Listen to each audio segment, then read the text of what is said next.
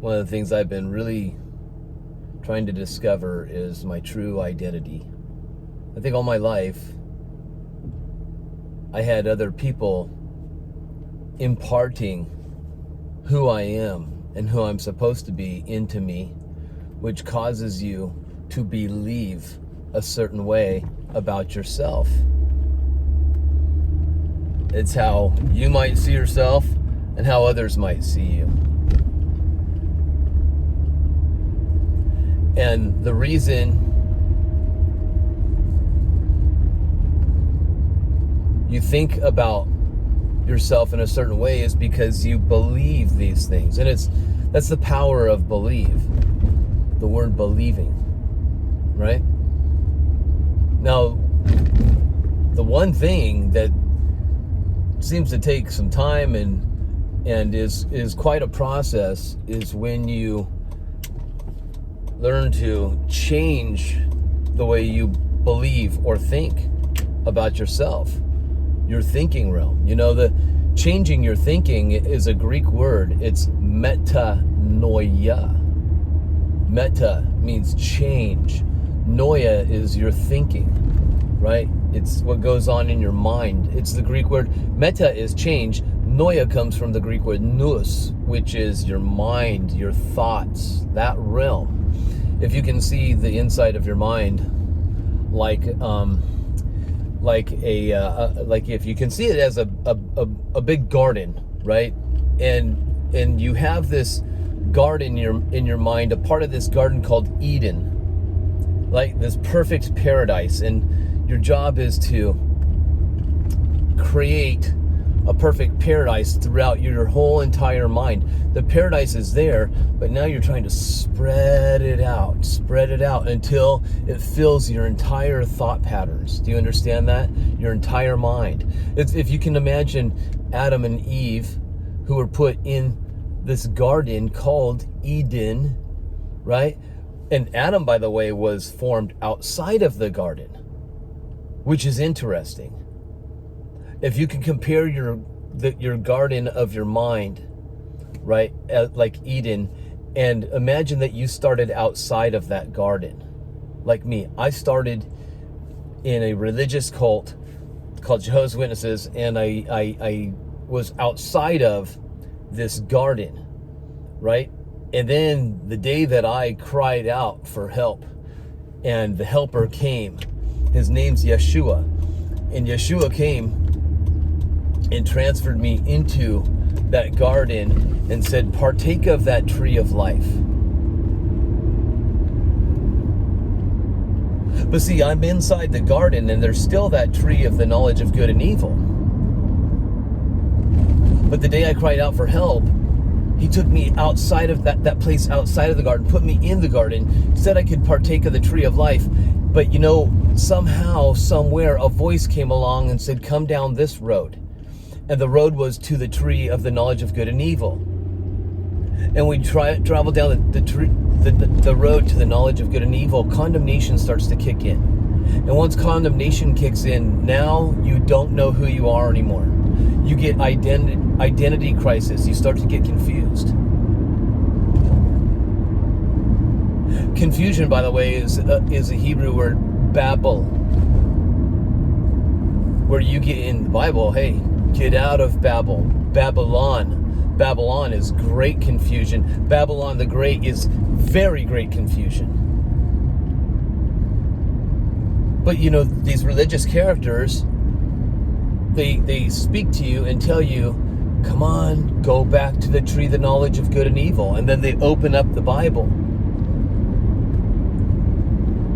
and say, this is life. But then they show you, don't do this, don't do that, do this, do that. And they even say, see, it's in the Bible, do good, get good, do bad, get bad.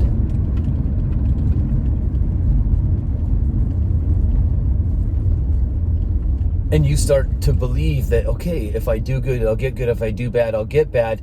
And then you start to lose who you truly are, what your identity, who you are as a son or a daughter of Christ, of God. of this Yeshua who transferred you into this garden called Eden. Now listen, your mind, even the Bible says you have the mind of Christ. You have it. Meaning your mind is in Eden. Now you need to take this perfect place, this perfect paradise, and spread it out. Because outside of that garden are these weeds and snakes and things. You got to uproot those weeds. You got to kick out those snakes. You got to push this garden out until all that stuff that was contaminated in your mind is pushed away. And then let the waters of the Spirit flood those evil things and drown them till they're completely annihilated in your mind. Do you understand these things?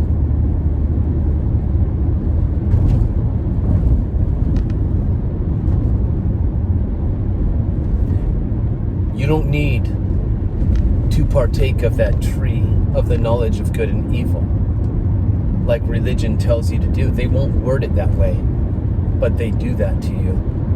And when you partake of the tree of the knowledge of good and evil, what happens? Death begins to occur, right? This death is the death of your identity, who you are, who you truly are. Now, it's not true death of your identity, but it's the death of who you believe who you are. Do you understand? Because what you believe is how you will be in life. It's an old proverb. How a man thinks in his soul is how he will be. That's how his life will be. Look up that proverb and look up the Hebrew word. How a man thinks in his soul. It's the Hebrew word nefesh. It's not the Hebrew word leb, which is heart. It is nefesh.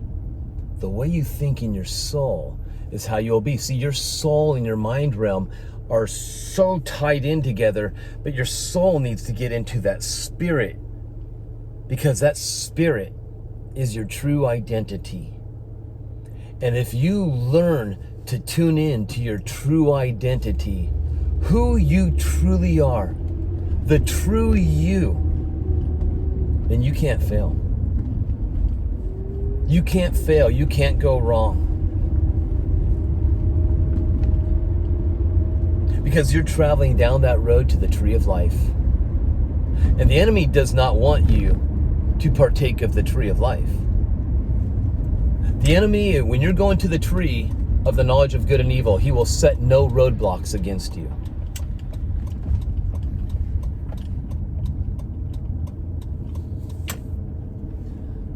And you'll think it's God leading you to the tree of life because it was such an easy pathway to travel. No roadblocks, no snakes to bite me. Shoot, doesn't even look like there's any weeds on that pathway. But when you travel down that road to the tree of life, he'll put roadblocks, he'll put snakes, he'll put weeds. He wants to trip you up. He wants to trap you. He wants to ensnare you. And it'll look like that's not the correct path to travel. And he puts up so many roadblocks that path to the tree of life is very narrow because there's all these little traps along the way. God didn't set them up. It's that enemy. The one that comes to do what? Oppose you. Put resistance against you. Now you might see resistance as the enemy, but little does the enemy know this resistance that he puts against you, if you allow it and you see it right, it will do nothing but strengthen your character. Listen, I'm going into the gym right now to go put resistance against me.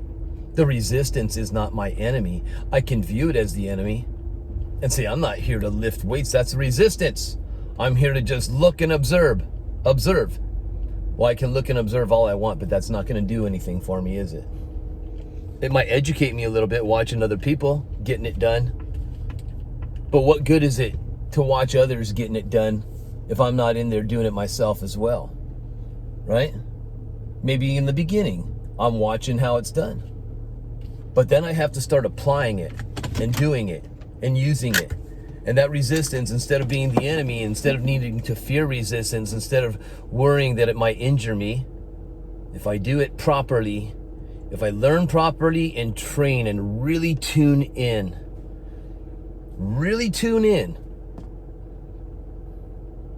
then that resistance, it came against me. I went in, it was a challenge, but guess what? It made me grow because I didn't try to run away from it. I embraced it, you see? Now, when you learn to tune in to the true you, and the true you, if you only knew what that book called the Bible was really all about, when you learn to read it with your true eyes, then you would understand that that book is all about your identity in Him, in Christ, in God. And God is love, right? So the true you is love. And love has everything that you could ever need, and it has everything to supply everybody else's needs as well, right? All wrapped in love. Oh, love brings health. Love brings peace. Love brings joy. Love brings patience. Patience even with yourself. Love brings gentleness and kindness. Love also will bring that endurance, right? It's what patience is. It's kind of like, it's called long suffering. It's patiently enduring, right? Going through it. And it brings so many other things, you guys, all in this capsule called love. And it's contained in you. In fact, it's you. It's who you truly are. Your true identity. Listen, my favorite scripture I've ever read in the Bible that stands out to me more than any other Bible verse. And it's exactly why on the picture that you see when you watch my videos, you know, you have this image of these hands. First, you've got this big image of a hand reaching into the waters to pull you out. And that's when Peter was sinking. He gave it all he could. He went out there and he saw Jesus walking on water, right? If you've read that story in the Bible, Jesus is walking on water. Peter and the other guys, they're in a boat. They start freaking out, thinking that they're seeing a phantom. Phantom, that's the Greek word for what we call ghost in English. So they thought they were seeing a ghost, right?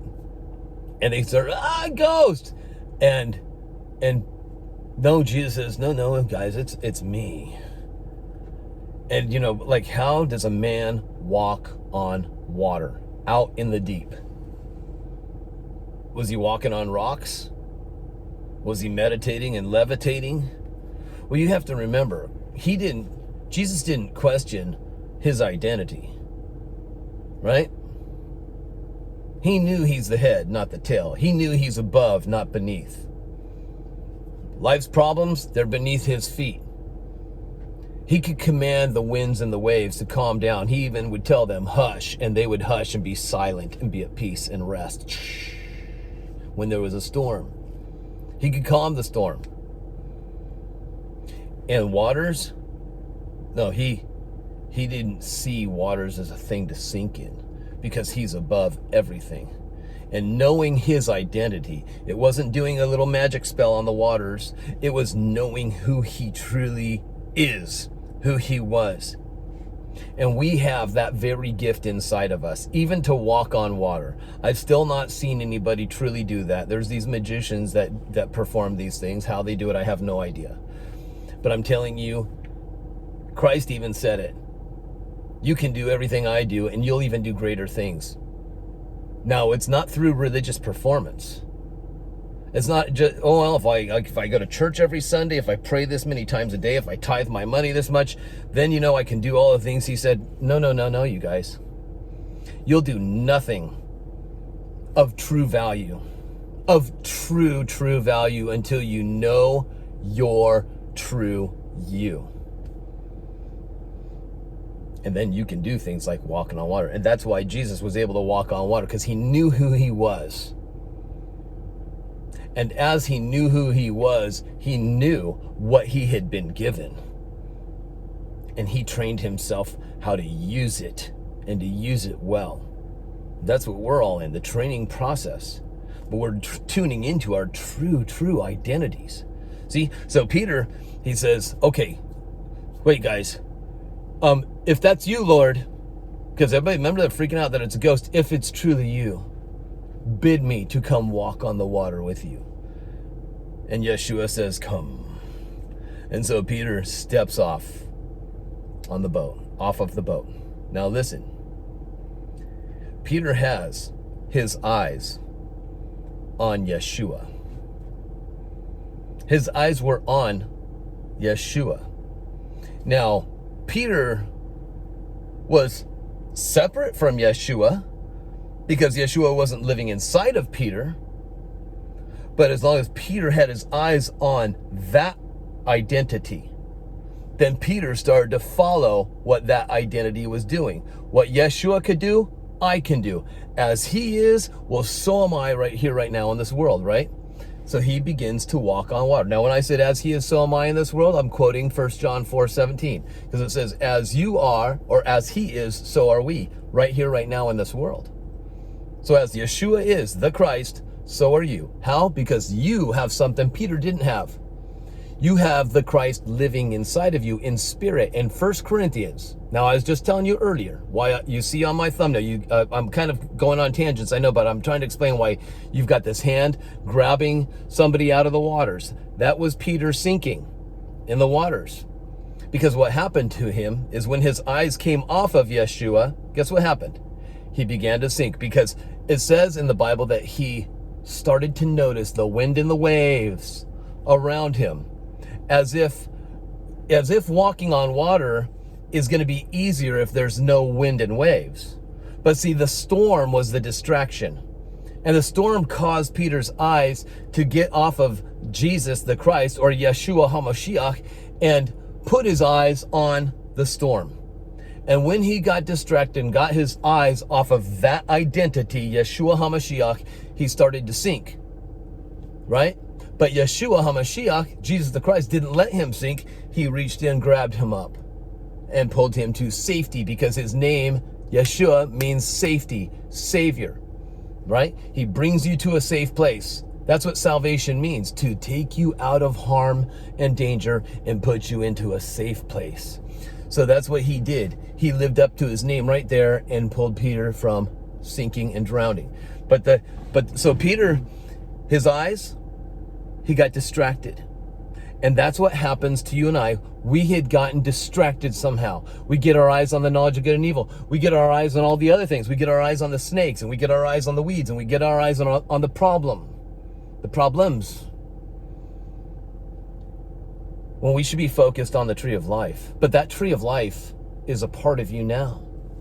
You don't have to travel to that tree anymore. It's a part of you. But when your thoughts, see, you do have to travel back to that tree when you, in your mind realm, start to go down different roads. I'm off of the tree of life now, and I'm going back down this road. And this road's scary, and I'm all alone. And you forget that the Lord is my shepherd. He is with me. But not only is he with you, he lives inside of you, and you are one with his spirit, because this is where I get the 11 thing that you see on the picture, thumbnail of my channel. Why this hand's doing 11. It's not an Illuminati thing. It's not an occult symbol thing. It's not New Age. It's just the way that God communicates to me. Thank you, Lord, for your grace. Thank you for that gift you gave me. Don't think if God gives you gifts that it makes you because you're more special than other people. See, the Corinthians, they received more gifts than any other church. Why? Because they were the most carnal, meaning they were the ones that thought that in different identity. They would forget who they are and travel down all these other roads instead of knowing who they are in Christ. So they lived in carnality more than any of the other churches. So God had to give them a bunch of extra special gifts, right? Like if you're sinking in waters and God has to throw you a life ring. Here's a gift for you, a life ring. Oh, thank you. And you're like bragging, look guys, I got a life ring. I'm not drowned. And everybody else is like, well, guess what? We're walking on the water. We don't need a life ring. It's not that gifts are a bad thing, but don't think you're special because God gives you gifts and even more gifts. So it's not because I'm special that I get to see this number 11 all the time. I mean, if I even look at my clock right now, watch. 9:47, right? 4 plus 7 equals 11. So I see these 11s all day, every day. And it's not because I look for them. It's just because they show up. And something in me, that something reminds me, look at the clock. I'm not looking for it. It just happens, right? Just like when I was speaking to you, I wasn't looking for it. I just glanced down. Oh, look at that. 4 plus 7, 11. So 11, it ties into 1 Corinthians 6:17. So let's say here's the Lord in spirit, and here's you in spirit.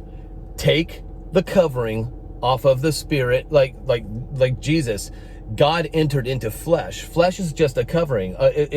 It was like a house for him to live inside of. So Jesus, the body, was the house for the living God, right? The Son of Man was the house for the Son of God, if you understand that. Jesus uses two terms about himself: Son of Man, Son of God. The Son of Man is who you see. The Son of God is the one you can't see living inside of that Son of Man, but they're not separate. They're not separate from each other, although there was a separation when Jesus exited that body, that Son of Man, when he had died, right? His spirit, he blew it out. But so let's see him in spirit right now, and let's see you in spirit, because this is the true you. This is your true identity, you guys. Spirit. It's not what you see on the outside. It's not what you're looking at in the mirror. It's your true self, the true you, who you truly are. So you've got him here and you here. Now, I know this is the right. This is my right hand. This is my left hand. Well, Jesus says, I put my sheep on the right? Because sheep listen to the shepherd's voice, follow him. So you're one of his. You belong to him. He's always your shepherd. So he's here, you're here. Now, it looks like there's a separation here, right? And I know one finger might look different than the others. This one looks actually bigger than this one. It's just because the angle I'm at. But if I turn my fingers now, they look pretty even, right? All right. I mean, they say that we all have one finger bigger than the other, but they look pretty even. So anyway, so here's Christ, here's you. Now, 1 John 4:17 says, as he is, here he is, in spirit, so are you in spirit in this world. So now you can understand, as Christ is, so are you in this world. We're talking in spirit, right? Because you are perfect in spirit. You are as he is, right? The perfect reflection, you're one, right? You are one with him. So as he is, so are you, right? So 1 Corinthians 6:17 says, the one, you, who is joined to the Lord, Christ, the one that's joined to the Lord is one spirit with him. So the two are brought together to become one. 11 looks like two numbers, but actually in English, it is one number that looks like two. These two perfectly reflect each other. They are identical. There is no separating them because now they're joined together forever. 11 is never separated. It's always going to be a number, and you're always joined to the Spirit of Christ, right? And if your spirit leaves you, that means your body just falls there. That's not the true you. So your body's there on the ground, but your spirit, it means you left your body. Your spirit didn't leave you, because the true you isn't that body. The true you is your spirit. So the more appropriate thing would be to say the day that you leave your body, because the day that you leave your body is your true identity, the true you. And once you exit out of there, suddenly everything's just going to make sense. You'll understand all things. You have the mind of Christ. When you exit that body is when you fully will realize it. And how that's going to feel and do, I have no idea. But I'm telling you, when you learn to tune in to who you truly are, You can't fail. And listen, yes, there will be roadblocks. Yes, there will be challenges. Yes, there will be enemies. There will be plenty of snakes. There'll be plenty of thorns and thistles and weeds growing along the way, right? Because those are things, obstacles, to try to get you to forget who you truly are, or never to realize it in the first place. You understand? Well, I hope this message has blessed you. I'm going to get going. I hope you all have a great day, and I'll see you all next time.